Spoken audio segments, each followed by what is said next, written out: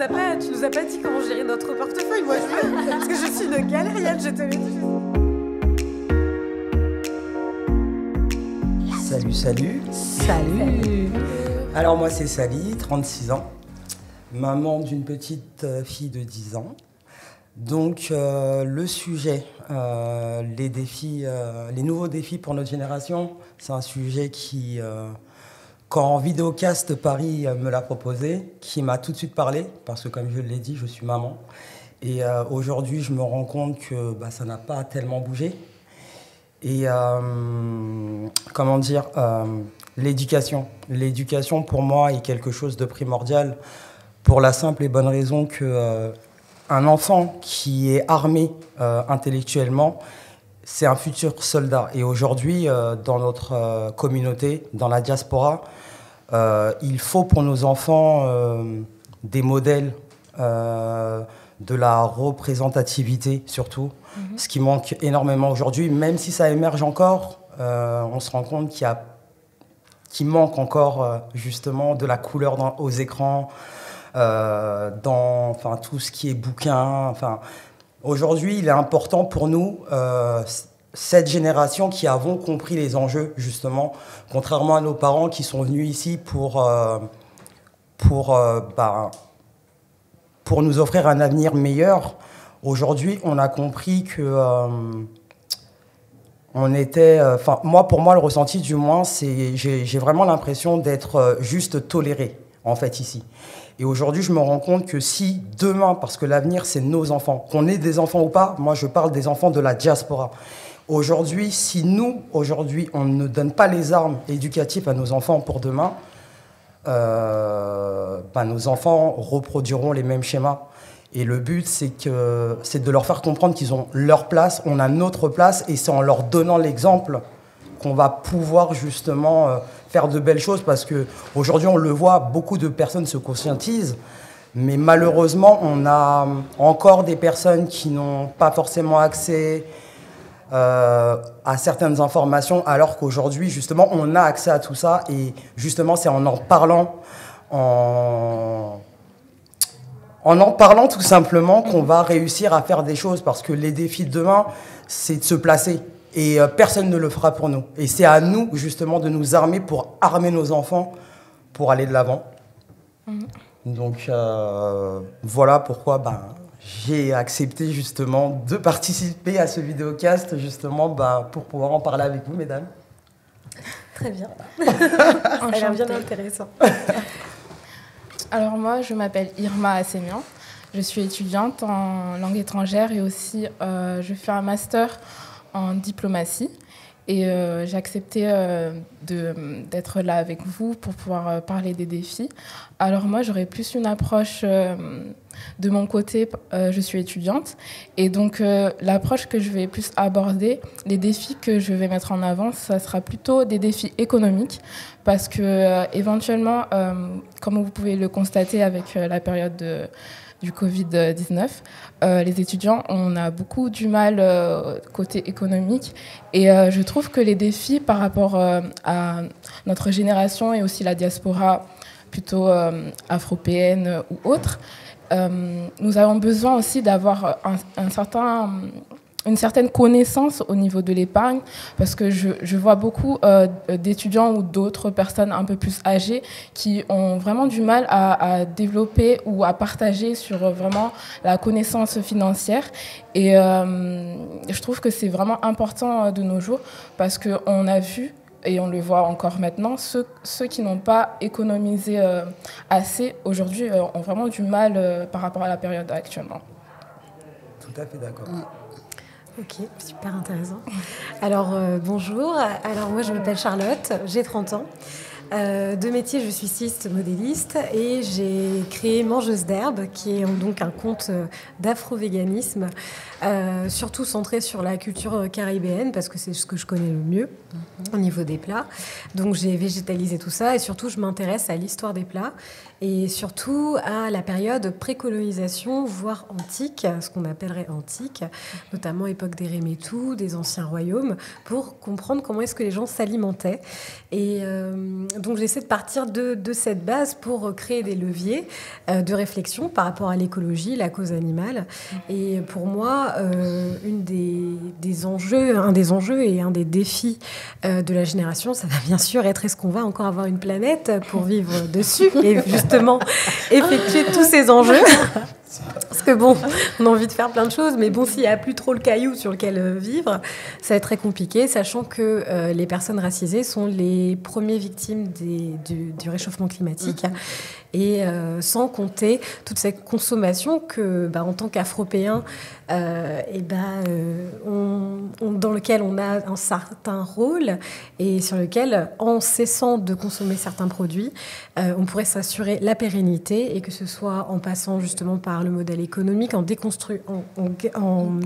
déconstruisant justement ce modèle qui peut être un petit peu à l'image blanc, bobo, ou alors très élitiste, justement revenir à un savoir qui est tout simplement le nôtre, et justement revenir à cette base de combattion, cette base de consommation qui est juste là, qui est très simple, justement stopper cette surconsommation qu'on voit dans certains pays d'Afrique.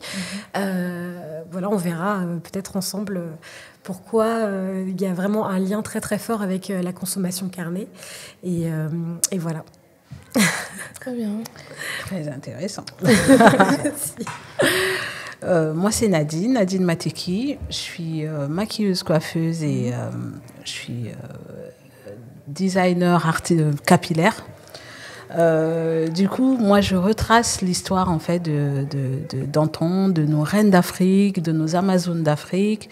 Je fais ce travail par rapport à nous, femmes africaines, pour l'acceptation de soi-même, accepter notre couleur de peau, nos cheveux, parce que c'est un travail qu'il faut faire souvent, parce qu'on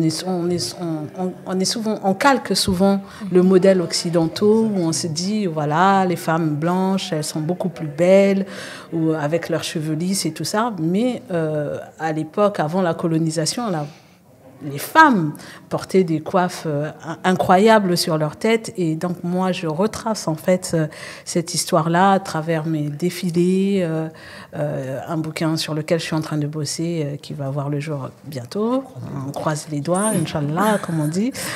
Et je fais ce travail-là pour que notre génération future, hein, quand on parle des enfants, moi j'ai une fille de 7 ans, et donc je fais ce travail-là aussi avec elle, avec d'autres enfants, parce que je fais des masterclass pour apprendre à ces enfants à s'accepter tels qu'ils sont, avec leurs cheveux afro. Et faire un travail aussi auprès des parents, parce que tout commence par les parents, pour que les parents puissent donner cet amour de son cheveu au naturel, de sa peau noire, et que l'enfant ne soit pas traumatisé quand ils vont à l'école et qu'ils se font insulter et tout ça. Donc voilà pourquoi je suis là, et j'ai été invitée, et merci pour l'invitation. Et ça fait partie aussi des enjeux de notre future génération, pour que ils partent avec une confiance en soi, et puis quand on a confiance en soi, on peut aller très très loin. Exactement. Voilà. Tout à fait. Alors moi, en tout cas, ce que je retiens, c'est que vraiment, on est vraiment sur des prises de pouvoir, en fait. Une célébration de notre capacité à s'auto-gérer, à se célébrer pour toi, à apprendre... notamment de l'histoire, certainement, sortir de cet état de falsification, vraiment faire la lumière sur tout ce passé et cet avenir, et puis aussi ce pouvoir économique qui, moi, me parle aussi énormément, puisque voilà, pour moi, vraiment, le portefeuille, quand on vote avec le portefeuille et ce qu'on achète, détermine énormément de choses, et ce dont on investit aussi, que ce soit au niveau moral, éthique, mais aussi tout simplement les économies que tu peux faire, les choses que tu peux placer. Donc je trouve que on est une bonne team, quoi. Voilà. Je me rends compte vraiment qu'il y a une cohésion, parce que chacune a un point de vue. Et tout se rejoint, parce que c'est vrai qu'on ne peut pas parler de tout et c'est compliqué. Et c'est vrai que je reviens sur ce que tu disais concernant les cheveux.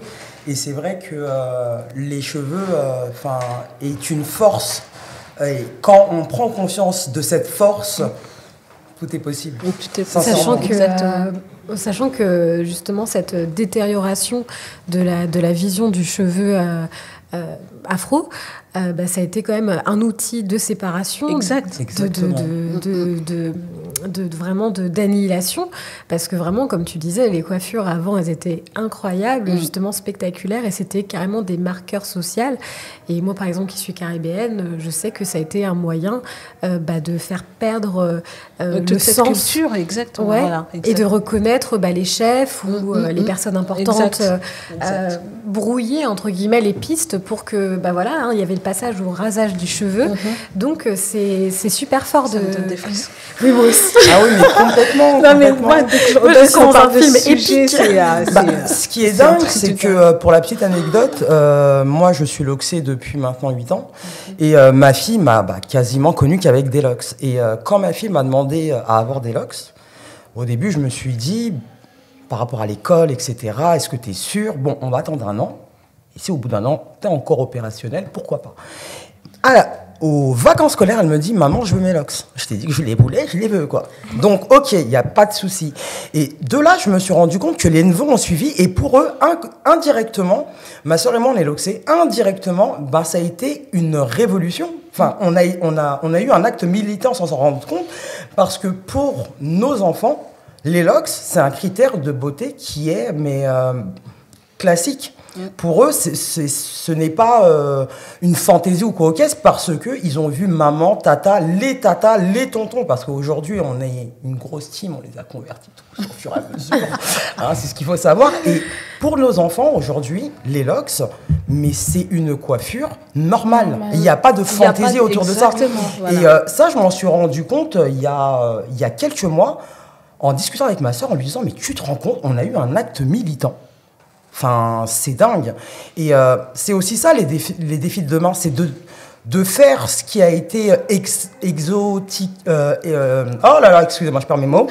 Mais tout ce qu'on a voulu rendre exotique, normal. Parce que c'est vrai que tout ce qui est noir est exotique. Tout ce qui est au rapport au noir n'est pas sérieux. Et c'est ce qui est important. Moi, je veux dire, quand je discute avec les gens, je me rends compte qu'il y a des lacunes énormes concernant notre histoire et aussi des fausses idées. Oui. Beaucoup de personnes pensent que les Noirs ont vendu leurs frères, par exemple. C'est un peu ce qu'on a qui revient par rapport à la communauté caribéenne, par exemple. Aujourd'hui, on se rend compte que les gens commencent à déconstruire tout ça. Et dans les défis de demain, comme disait aussi Irma, l'économie est un sujet aussi qui a toute son importance, parce que sans argent, on ne fait pas grand-chose. Et on ne nous a pas appris à gérer notre argent, parce qu'on nous a fait croire aussi qu'on ne pouvait pas mériter justement certains statuts, accéder à certains emplois, toucher une certaine somme. Toucher une certaine somme, c'était un peu être l'imposteur, être arrivé là par hasard. Et aujourd'hui, c'est vrai que ce soit dans l'alimentation ou dans l'économie, il est important justement de se placer, quoi. C'est ce qu'on nous a, comme tu disais, c'est l'image qu'on nous a donnée en fait. Ça. Mais par exemple, quand tu retraces l'histoire de l'Afrique, le premier homme riche était noir. Exactement. Donc si monsieur ne savait pas compter ses liasses, enfin ses billets ou ses pièces ou ses lingots d'or, il n'aurait pas été l'un des hommes les plus riches d'Afrique. Et qui n'a pas été détrôné jusqu'ici. Exactement. Donc, à un moment, il faut juste remettre les choses dans leur contexte. Il faut que, comme je disais, l'histoire a été écrite par les vainqueurs. C'est ça. Donc, forcément, on a toujours une histoire qui est faussée. C'est ça. Donc, maintenant, c'est à nous de réécrire, de reconstruire notre histoire. Ouais, et par rapport... Oui, vas-y, à toi. Okay. Pardon. Je trouve que c'est intéressant sur ce que tu viens de dire. L'histoire aussi, maintenant, on peut... Il y a plein de par exemple, il y a Internet, ou alors on peut rechercher des livres. On peut voir qu'il y a plein d'auteurs qui ont pu écrire. Et par exemple, on peut aller sur l'interface de Abena Africa et on peut voir comment en fait nos ancêtres ont vécu. On peut vraiment découvrir d'une manière instantanée. Maintenant, on a Internet, on a les réseaux sociaux et on est plus amené à découvrir notre histoire. Alors qu'avant, on était plus dans le fait de demander à nos grands-parents, demander à d'autres personnes qui ont vécu en Afrique comment c'était. Maintenant, on a plus accès à d'autres interfaces. Donc moi, je trouve ça intéressant. Tu parlais notamment du blog d'Aben Africa. Il y a aussi Wakongo qui fait un travail superbe justement sur toute genre les grandes femmes de la diaspora qui se sont illustrées, les hommes aussi bien sûr. Et je trouve que c'est vraiment super parce qu'en fait on est en train de normaliser complètement des comportements. Limite, j'espère qu'un jour on arrêtera de parler de colorisme, qu'on arrêtera d'entendre certaines choses dépréciatives qui font beaucoup de mal à cette communauté.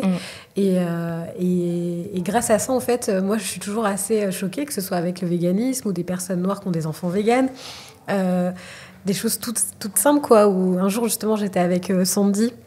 J'étais allée au Jaja, et donc c'est un resto vegan dans Paris, et Rasta, et je sais plus, je connais pas très bien les indices.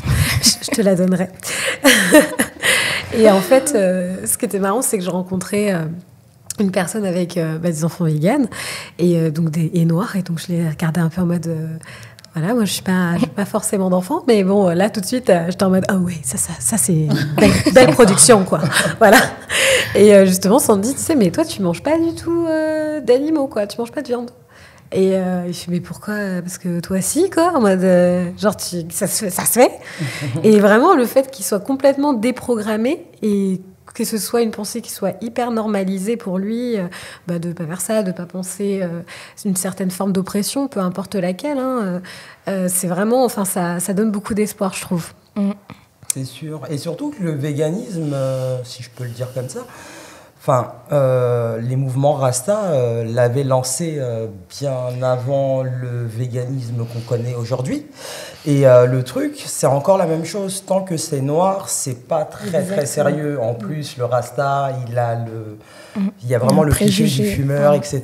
Alors que dans la communauté noire, afro-caribéenne, il y a énormément de véganes, mais on leur donnait pas ce nom, tout simplement. Oui, ils consommaient un régime Haïtal, ou ou végétarien à la rigueur, on disait.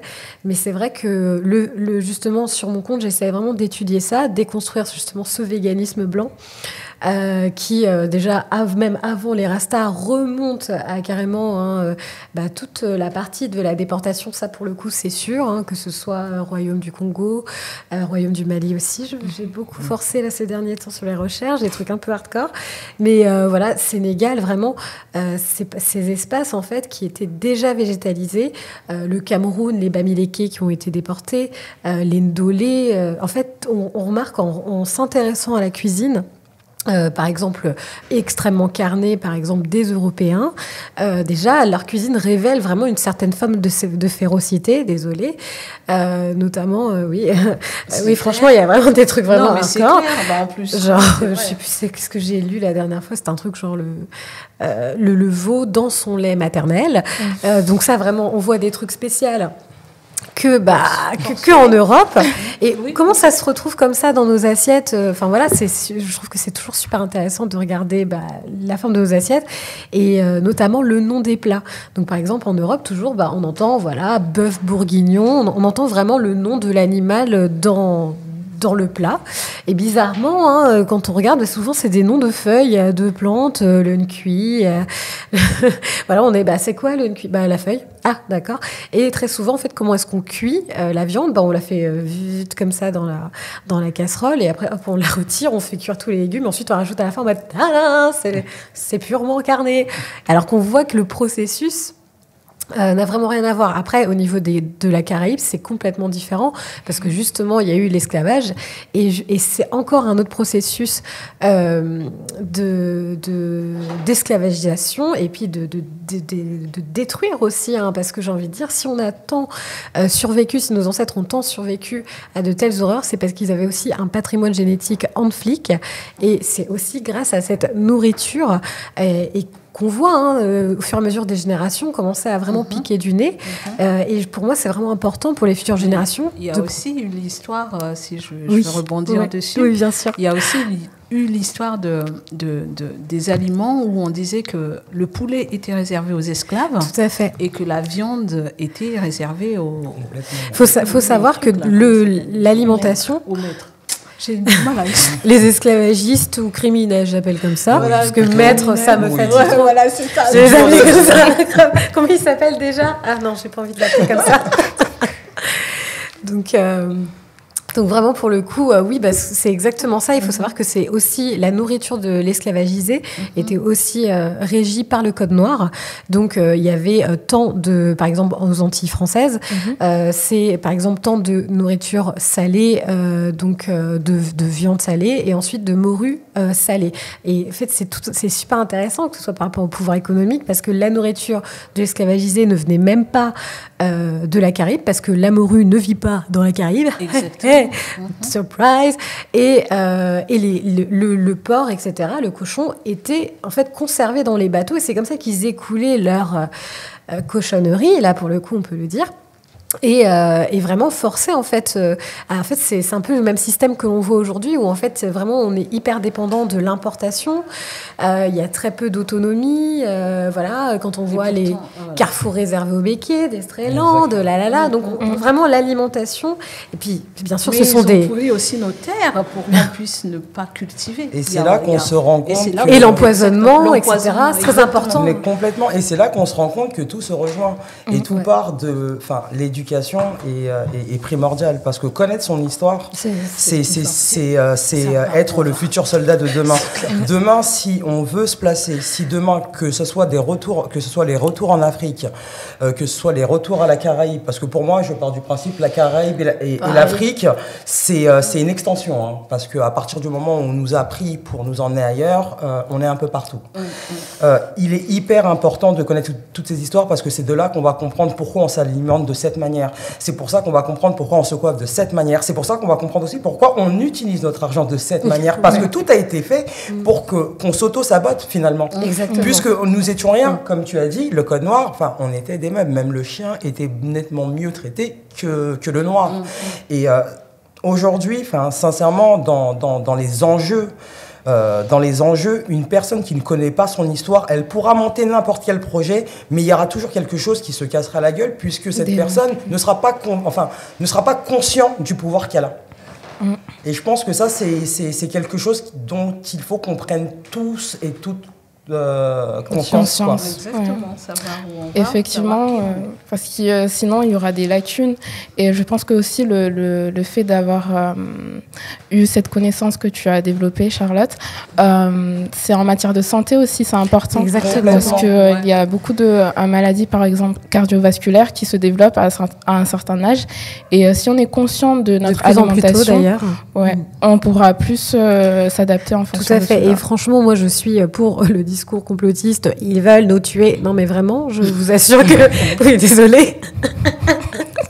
Mais c'est vrai que vraiment, quand on dit voilà, Black Lives Matter, vraiment la vie des personnes noires ne compte vraiment pas. Il va falloir vraiment s'auto-informer, s'auto-gérer et devenir extrêmement indépendant et vraiment sortir de ce paradigme pour justement survivre.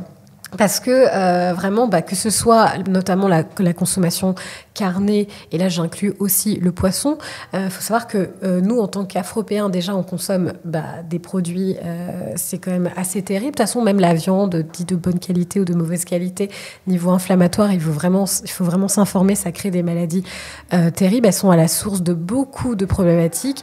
Les produits laitiers, il faut savoir que 80% de l'Afrique est intolérant. Et je ne parle pas des Caraïbes, pareil, parce que vous savez, vous avez le même patrimoine génétique, je dirais même. Oui. Donc vous êtes intolérant. Mais non, quand même, vous êtes élevé au lait de sorgho, mais non, un petit peu de lait de vache. Donc parce qu'aussi, voilà, quand on voit que dans des épiceries, que ce soit au Rwanda, au Sénégal, même les plus reculés, on tombe sur du lait en poudre, du lait concentré. Et que les gens se disent il faut faire avec ça, alors que de toute manière ce n'est pas dans leur culture. c'est quelque chose c'est vraiment un poison qui s'est insinué, sans parler des KFC, des Auchan qui poussent un peu partout.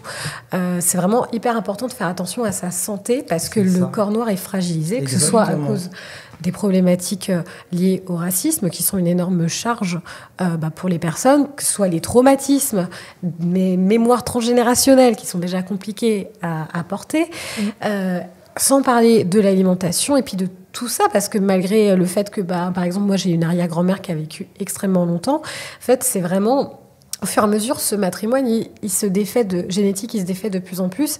Et aujourd'hui, on voit qu'on n'a pas la même résilience que nos aïeux parce que on mange des trucs terribles, quoi. Donc, c'était vraiment très intéressant de partager les connaissances avec vous. J'ai bien aimé tout ce que vous m'avez appris. Donc, merci. Merci à toi. J'espère qu'il y en aura d'autres. Moi aussi, j'étais ravie de faire votre connaissance, les filles. Et j'espère vraiment vous retrouver dans d'autres débats et qu'on puisse en parler tranquillement sans se faire couper. Merci beaucoup les filles, vraiment c'était vraiment super. Je vois qu'en fait on est tous sur une même énergie en fait de reconstruction, déconstruction et vraiment ça fait toujours plaisir à voir et voilà, on va faire de belles choses, c'est sûr, quoi. Moi, je tenais à vous remercier, sincèrement. Très, très belle rencontre. On s'est toujours court. Il y a tellement de choses. En plus, on est des nanas, donc toujours plein de choses à se dire. Donc, vraiment très enrichissant. Et j'espère qu'il y en aura d'autres parce que c'est ce genre aussi de format aussi qui va faire bouger les choses. Donc, il faut en parler aussi pour en faire prendre conscience aux autres. Et aussi, merci à Vidéocast Studio de nous avoir donné l'opportunité justement de pouvoir nous exprimer sur ces sujets. Et au Paris Afro. Oui, merci au Paris Afro. Merci le Paris Afro. Merci. Merci beaucoup. Merci Machir. C'était beaucoup, j'ai pas d'accord. Et vous avez parlé. Ça va trop vite.